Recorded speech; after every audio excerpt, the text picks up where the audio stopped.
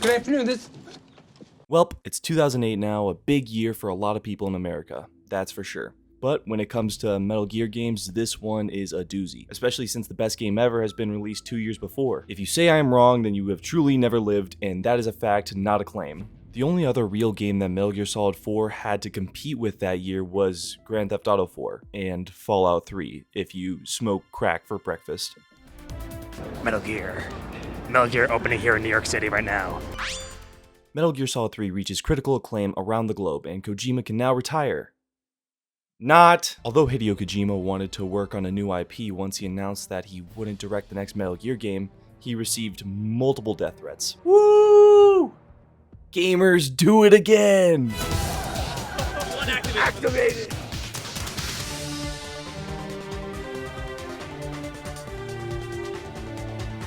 Now that Kojima was back in the director's seat, he had to answer certain questions left open by the end of Metal Gear Solid 2, which was an extremely uncomfortable task because Kojima wasn't intending on making another Metal Gear Solid.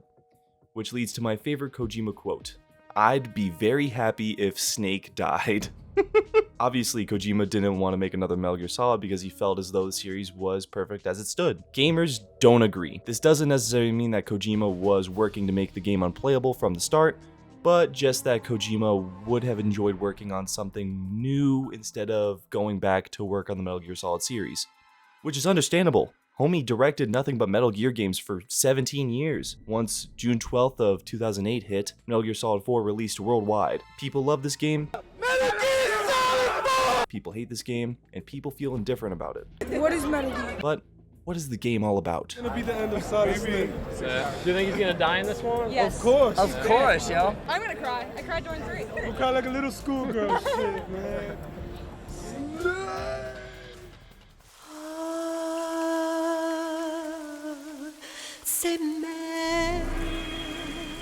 Booting up the game, you see an extremely old Solid Snake walking around the graveyard from Metal Gear Solid 3. From there, you're greeted with these future dystopian commercials to get you extremely uncomfortable.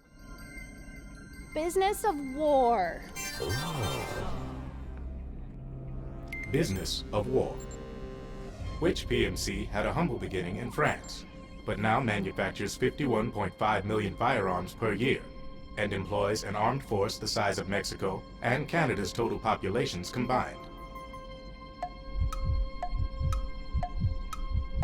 Then, the game starts, and let me tell you, it plays a lot like Metal Gear Solid 3. And that's a good thing, because Metal Gear Solid 3's gameplay is perfection, but since Snake is old due to accelerated aging, if you stay crouched for too long, Snake's back will hurt. That makes sense, because if I stay crouched for 15 minutes, I would need an ambulance. The game also adds the mechanic of rolling, making it so that you can go prone and move horizontally like no problem. Very neat, even if I didn't use it all that much. You can also roll around in a massive barrel.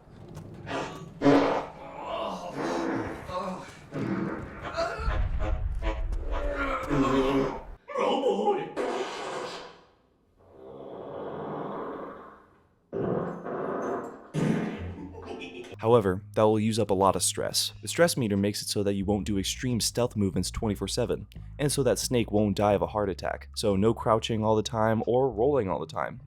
Or else you're aiming with a super shaky hand and you'll need to eat or take medicine. There's a big expansion into firearms that you can purchase, which diminishes the anti-war message a little, but what do I know? You can also give supplies to certain sides of the battlefields to have them assisting you during your missions.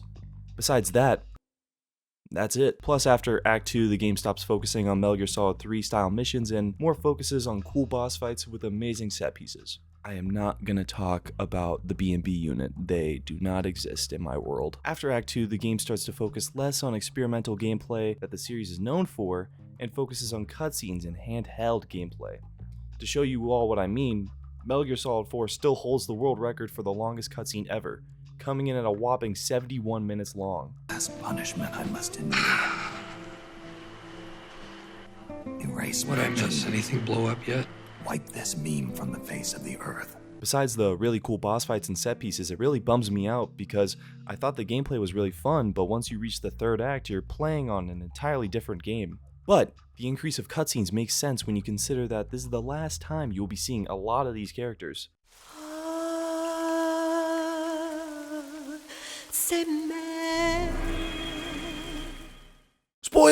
If you don't want to get spoiled, buy a PS3, play through the entirety of Metal Gear Solid 4, and then you can watch the rest of this video. Or go to the timestamp. Thank you. So, Solid Snake and Otacon are back and better than ever. Not in the physical sense, Snake is definitely dying of old age. What I meant is that they're at their peak. Otacon and Snake are basically raising Olga's daughter, Sunny, from Metal Gear Solid 2. Very progressive of them. Not to mention that you're expecting Snake to die in this game, so there's that. Otacon stays dope in this game too, not only acting like a parental figure to Sunny, but for still being the best codec partner. You're the toughest, craziest, most hardcore badass on the planet. You're the shit. Then we have the other characters like Sunny and Raiden. Sunny has never seen the outside world due to the constant war. I'm going to explain more on that later. So that it is their motivation for Otacon and Snake to save the world. Plus it makes her a big tech wizard and stuff, so that's awesome. Moving on to Raiden, and oh my god, do I love Raiden in this game. The trauma he had in Metal Gear Solid 2 did not go away once the credits rolled, leading to him splitting ways with his wife Rose and becoming a cyborg ninja. Surely cyborg ninjas live nice, fulfilling lives. Farewell. Now Raiden has a huge rivalry with Vamp, and I don't know, just seeing him getting fucked up and then getting back up to get even more fucked up is beautiful.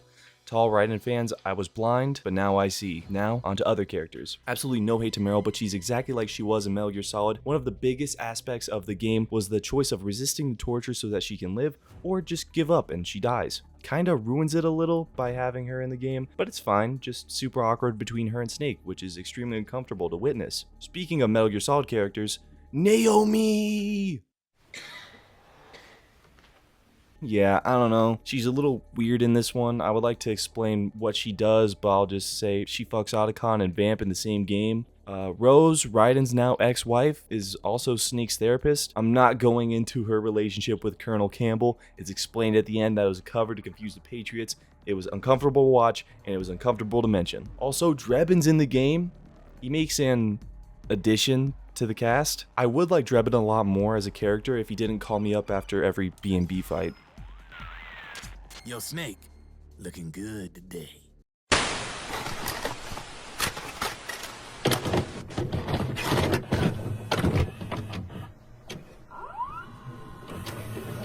All right, enough chit-chat. And the B&B unit exist, but they are just Foxhound. I don't know if that was Kojima doing a commentary on sequels, but they're just Foxhound. Now, for the man you've all been waiting for.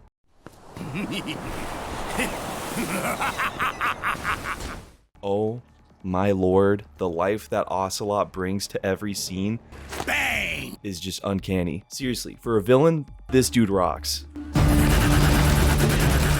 Oh, yeah, and then there's Vamp. He's just Vamp, no development. God, dude, they are characters from all the games. Hopefully, the story is straightforward and not convoluted at all.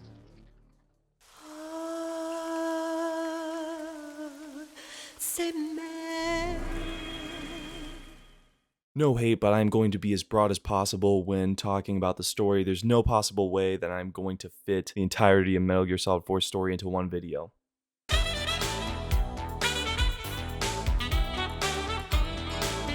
But there is someone who did. If you're interested in a more in-depth dive of Metal Gear Solid 4, be sure to check out Steak Bentley's video on the matter. He has an amazing voice. It's the disappearance of Tomokazu Fukushima. And makes a mean video. Check it out, link in the description. Okay, timer ready, and go. Okay, Solid Snake and Otacon have to stop Liquid Ocelot from taking over the world by the Patriots, but Snake and Otacon also want the Patriots destroyed, so it's a race to see who can destroy the Patriots first. Snake goes to a bunch of war zones and then meets Drebin so he can buy guns. Snake also meets Rat Patrol, led by Meryl, and reunites with Raiden, who fights Vamp, who is also working with Liquid Ocelot. Now the Ocelot controls the Naomi sheets and soldiers thanks to helping Naomi flip outside so much I can't keep track of if she's good or bad. Then Snake gets an examination from Naomi where she tells Snake that he's about to die. No shit, we know! Then we go to Europe where he meets Big Mama, but oh wait, it's Eva from Metal Gear Solid 3 and she's protecting the body of Big Boss so that Ocelot can't control even more shiz. But then Ocelot shows up and he burns the body of Big Boss and then burns Eva and burns Snake. And then you go to Shadow Moses and Snake and Otacon and take a walk down memory lane. Raiden fights Vamp, Naomi dies, and then Snake fights Ocelot and Metal Gears. Snake wins, but before Snake can die by getting hit by a massive submarine fortress, Raiden steps in and blocks it. Then Snake, Otacon, Meryl, Rat Patrol, and Raiden all board Outer Haven, where a ton of badass shit happens, and then Snake and Ocelot fight and Snake wins. It's revealed that Raiden has a son and gets back together with Rose, but Snake has to kill himself to save the world or else a huge virus will kill humanity. humanity, but before that can happen, Big Boss shows up and kills an old man, then dies. Snake gets to live as a human, but not as a soldier. And time! Whew. Welcome back, spoiler-free squad, and now on to the music.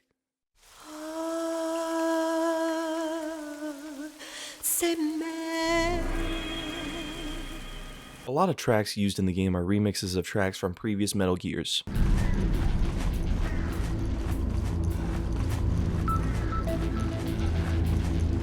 Or are tracks from previous games to invoke the feeling of nostalgia.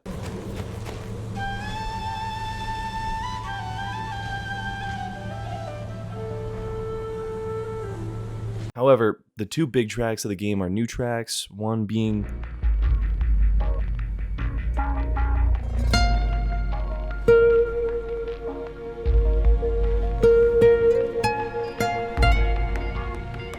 the old Snake theme. This track likes to grab you by the ears and say, "Hey, Snake's gonna die in this game," which is cool because the game loves being uncomfortable. The other track is Love Theme.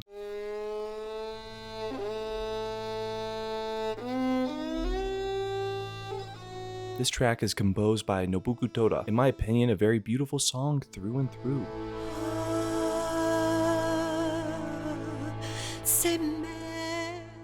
It plays throughout the game and it makes the player reflect on their progress. Plus, I'm pretty sure the song is about Snake's view of the world, hence the title, Love Theme.